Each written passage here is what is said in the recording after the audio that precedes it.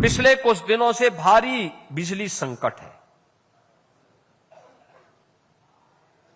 चुनौतियां हैं। America Iran के युद्ध के कारण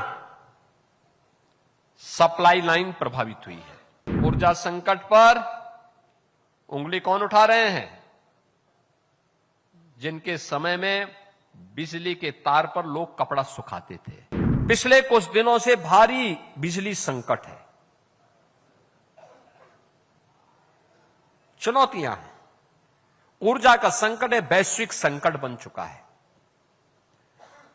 अमेरिका ईरान के युद्ध के कारण सप्लाई लाइन प्रभावित हुई है। दुनिया के अंदर तमाम क्षेत्रों में तेल की कीमतें आसमान छू रही हैं। हमारे यहां मुद्दा बनाने का प्रयास किया जा रहा है। जिस अमेरिका के पास अपनी ऊर्जा के स्रोत हैं, उस अमेरिका में पेट्रोलियम पदार्थों के दाम दुगने से अधिक हुए हैं।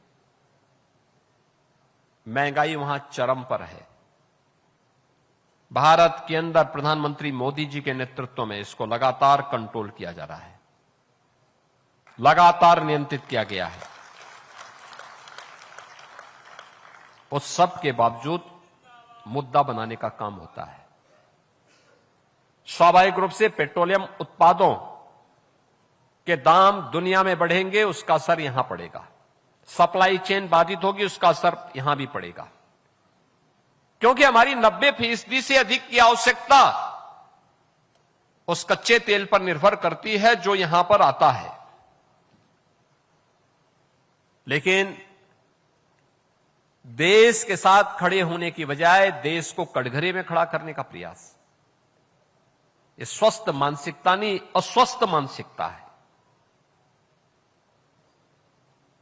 देश से बढ़कर कुछ नहीं हो सकता। ऊर्जा का संकट भी इसी प्रकार का संकट है, चुनौती है।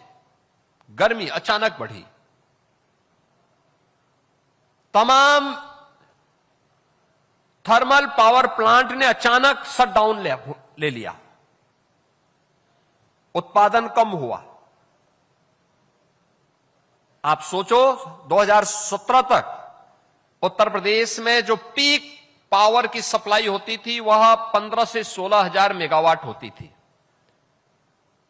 आज वह 32 से 33 हजार मेगावाट पहुंच गई है।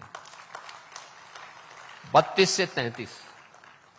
उस समय कुल 6000 मेगावाट की बिजली का उत्पादन होता था। आज बिजली का उत्पादन पावर कारपोरेशन के मार्गदर्शन में ही 13,000 मेगावाट का हो रहा है। 13,000 मेगावाट का। रिन्यूएबल एनर्जी लगभग 10,000 मेगावाट तक उसका उत्पादन बढ़ा है। लेकिन आवश्यकता तो हमारी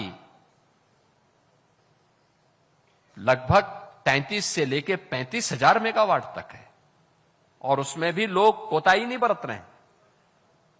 थोड़ा एलपीजी के संकट को देखते हुए अपना सिलेंडर सुरक्षित रखे हैं। उन्होंने इलेक्ट्रिक हीटर लाकर के उसमें भोजन बनाना शुरू कर दिया।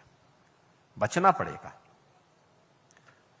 देश की समस्या हम सबकी समस्या है, व्यक्ति की नहीं। देश की हर व्यक्ति को इसको अपने ऊपर भी लेना पड़ेगा। और हमें देखना होगा कि जो ये अफवाहबाज हैं, ये देश के हितैषी नहीं है, आपके हितैषी भी नहीं है। ये सब जब भी सत्ता में रहे हैं, इन्होंने आपके हितों के लिए कार्य नहीं किया, आपका विकास बाधित किया, नौजवानों की नौकरी में डकैती डाली, महिलाओं की सुरक्षा में सेंध लगाया, अन्नदाता किसानों को आत्महत्या करने के लिए मजबूर किया, और गरीब के हक पर डकैती डालने का काम भी इन लोगों ने किया था। आखिर जो 65 लाख मकान हम लोगों ने बनाए हैं प्रदेश में पिछले 9 वर्ष के अंदर, ये सपा बसपा कांग्रेस क्यों नहीं बना पाई? जो 3.25 करोड़ शौचालय यूपी के अंदर बने इस दौरान गरीबों के घर में, ये शौचालय उन्होंने क्यों नहीं बना दिया? जिन 16 करोड़ गरीबों को फ्री में राशन की सुविधा का लाभ यूपी के अंदर मिल रहा है, ये सपा ने, बसपा ने, कांग्रेस ने क्यों नहीं दिया? आयुष्मान भारत में जिन लोगों को फ्री में 5 लाख रुपए की सुविधा प्राप्त हो रही है स्वास्थ्य की, हर वर्ष दी जा रही है, ये काम उन सरकारों ने क्यों नहीं किया? क्योंकि उनके नजरिए में, उनके एजेंडे में गरीब था ही नहीं, महिलाओं की सुरक्षा थी ही नहीं। हमने 9 लाख गरीबों, 9 लाख युवाओं को सरकारी नौकरी, हम लोगों ने 3 करोड़ प्रदेश के नागरिकों को प्रदेश के एमएसएमई यूनिट में समायोजन करके स्वावलंबन की दिशा में अग्रसर किया है। ये काम उन्होंने क्यों नहीं किया? क्योंकि उनके एजेंडे में न गरीब था, न किसान था, न महिला थी, न युवा था। उनके एजेंडे में केवल परिवार था, भाई भतीजावाद था, और इसीलिए वे फेल थे। हम इसलिए सफल हैं क्योंकि हम लोगों ने बिना भेदभाव के इन सब के हितों के लिए कार्य किया। परिणाम दिखाई दे रहा है। प्रत्यक्षम किम प्रमाणम। प्रत्यक्ष को प्रमाण की आवश्यकता नहीं, बच्चा बच्चा बोल रहा है। भारत सरकार की या कोई इंटरनेशनल रैंकिंग की एजेंसी जब रैंकिंग करती है, वो रिजल्ट देती है। जिस यूपी के सामने इन्होंने पहचान का संकट खड़ा किया था, वह यूपी आज जब देश के अंदर चलता है, तन करके चलता है। यूपी के नौजवान का हर जगह सम्मान होता है, यूपी के नागरिकों का हर जगह सम्मान खड़ा होता है। बहनों और भाइयों, इसीलिए आज हम सब आपसे कहने के लिए आए हैं, हमारा दायित्व बनता है ऊर्जा संकट के इस दौर में हम किसी के बहकावे में न आने पाए, अफवाह न फैलने दें। हमारा प्रयास हो कि जितनी बिजली हमारी आवश्यकता उतना ही जलाएं, अनावश्यक। अब घर में जिस कमरे में कोई नहीं, क्यों एसी जला रहे हैं, क्यों पंखा चला रहे हैं? रात्रि में जब आवश्यकता नहीं तो जितनी लाइट आवश्यक है, एक लाइट जला दीजिए, 1-2 लाइट महत्वपूर्ण स्थानों पर जलाइए, बाकी लाइट बंद कर दीजिए। डेकोरेशन के लिए जो घर घर में लोगों ने लाइट लगा रखी है, उसको बंद कर दीजिए इस दौरान।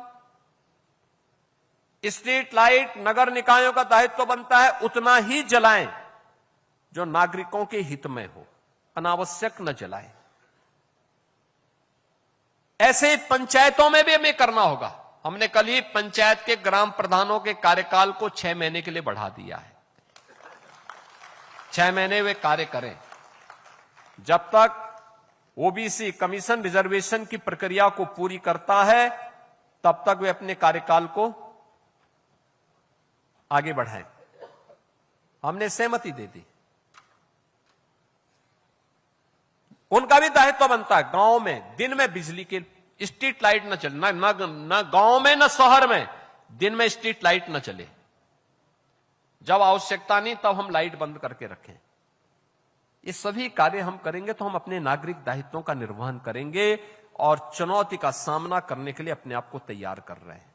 और इसी चुनौती का सामना करने के लिए आज सबकी आवश्यकता बनती है कि विपक्ष के उस नैरेटिव को न माने। याद करना, ऊर्जा संकट पर उंगली कौन उठा रहे हैं? जिनके समय में बिजली के तार पर लोग कपड़ा सुखाते थे। ये सच्चाई है। समाजवादी पार्टी के समय में बिजली नहीं आती थी। उस समय ये लोग क्या करते थे? किसी भी जिले में बिजली देनी हो तो 1 सप्ताह रात्रि के लिए बिजली आती थी, दूसरे सप्ताह दूसरे जिले में आती थी, कभी दिन में कभी रात्रि में। यहां पे तो पूरी बिजली दी जा रही है। अब पावर स्टेशन पर ही शटडाउन हो रहा है और देश के अंदर कहीं पावर है नहीं, तो उसके लिए विभाग को मौका भी देना चाहिए। विभाग अपने स्तर पर कार्य भी कर रहा है। मैंने स्वयं भी इसकी समीक्षा बैठक ली है। लेकिन केवल ये जिम्मेदारी पावर कॉरपोरेशन की नहीं, हर नागरिक की जिम्मेदारी बनती है कि वह इस समय पावर कॉरपोरेशन के साथ खड़े होकर के इस संकट का सामना करने में उनका सहयोग करें। तो ये हमारा नागरिक दायित्व भी बनता है। हम उसमें पूरी मजबूती के साथ खड़े होकर के बोले। आलोचना प्रत्यालोचना से काम नहीं चलने वाला। संबल देकर के मजबूती के साथ इसको आगे बढ़ाना, और सरकार हर समस्या का समाधान निकाले।